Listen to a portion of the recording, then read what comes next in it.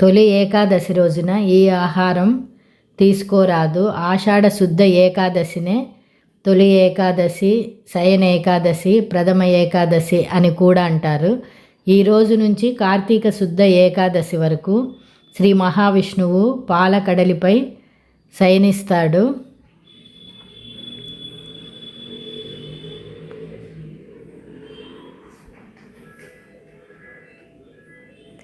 ఆషాఢ శుద్ధ ఏకాదశినే తొలి ఏకాదశి, శయన ఏకాదశి, ప్రథమ ఏకాదశి అని కూడా అంటారు.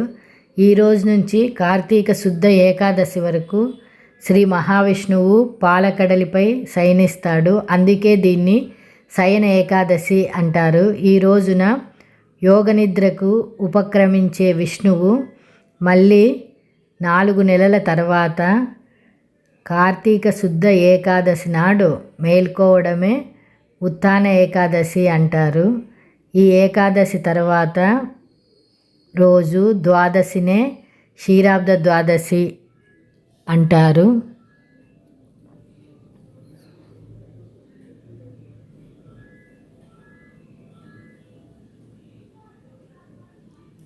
శ్రీహరి యోగనిద్రలో ఉండే ఈ 4 నెలల కాలాన్ని పవిత్రంగా పరిగణించి చాతుర్మాస్య దీక్ష చేస్తారు. తాళజంగుడు అనే రాక్షసుడు కుమారుడు మురాసురుడితో మహావిష్ణువు యుద్ధము చేసి అలసిపోతాడు.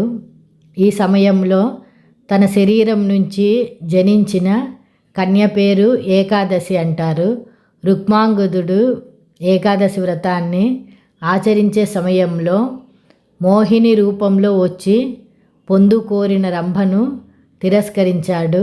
ప్రస్తుతం ఈ దీక్షను మఠాధిపతులు, సన్యాసులు మాత్రమే ఆచరిస్తున్నారు.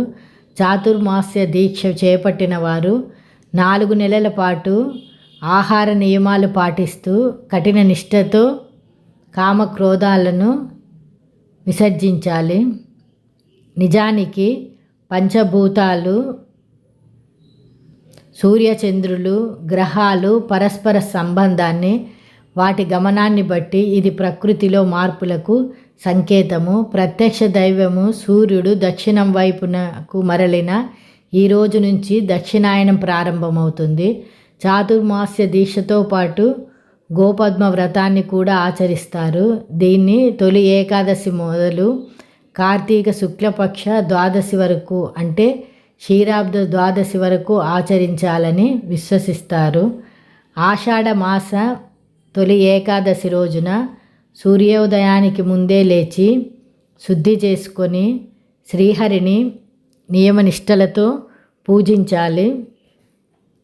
శుభ్రం చేసుకొని విష్ణుమూర్తిని పసుపు, కుంకుమ, పుష్పాలతో అలంకరించాలి. తర్వాత చక్కెర పొంగలిని నైవేద్యంగా సమర్పించాలి. ఏకాదశి వ్రతం ఆచరించేవారు మాంసాహారం, గుమ్మడికాయ, చింతపండు, ఉసిరి, ఉలవలు, మినుములతో చేసినవి వండిన ఆహార పదార్థాలను తీసుకోరాదు. అలాగే మంచంపై కూడా శయనించరాదు.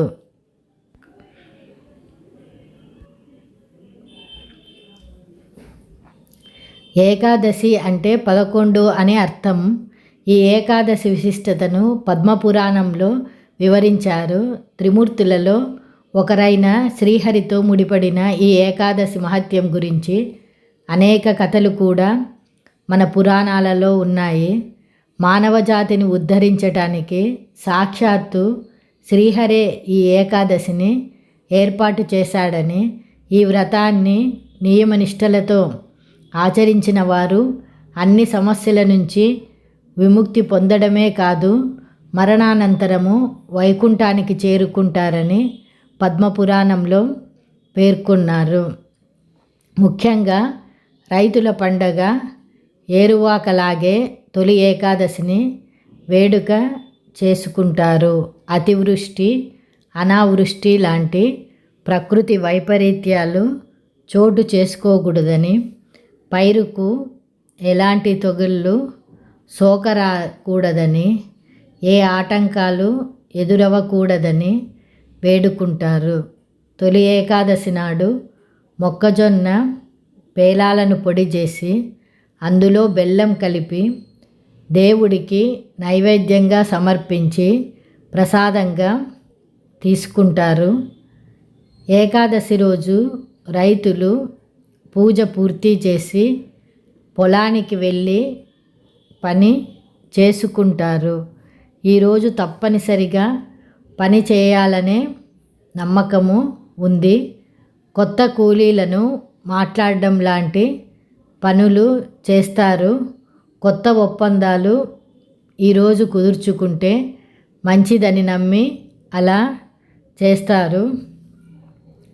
మహావిష్ణువు వరంతో అన్నంలో దాగిన పాపపురుషుడు బ్రహ్మ పాలభాగం నుంచి కింద పడిన చెమట బిందువులతో అవతరించిన రాక్షసుడు తమ నివాసానికి చోటు ఇవ్వమని అడిగారు. అప్పుడు బ్రహ్మ ఏకాదశి నాడు భుజించేవారి అన్నంలో నివసించమని వరం ప్రసాదించాడు. దీంతో ఈ రాక్షసులు ఇద్దరు ఆ రోజు అన్నంలో ఉంటారు కాబట్టి ఉదరంలోకి చేరి క్రిములుగా మారి అనారోగ్యాన్ని కలిగిస్తారని మన పురాణాలు